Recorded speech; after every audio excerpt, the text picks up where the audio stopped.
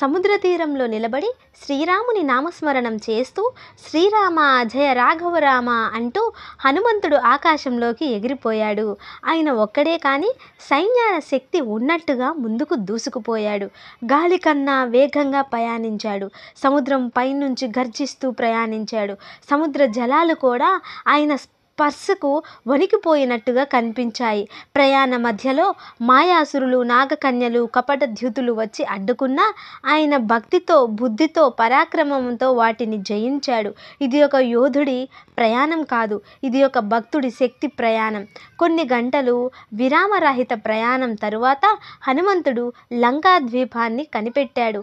పర్వతాల మధ్య తేలిపోతున్న ప్రకాశవంతమైన పట్టణం. అక్కడే సీతమ్మ ఉన్నదని గట్టిగా నమ్మాడు.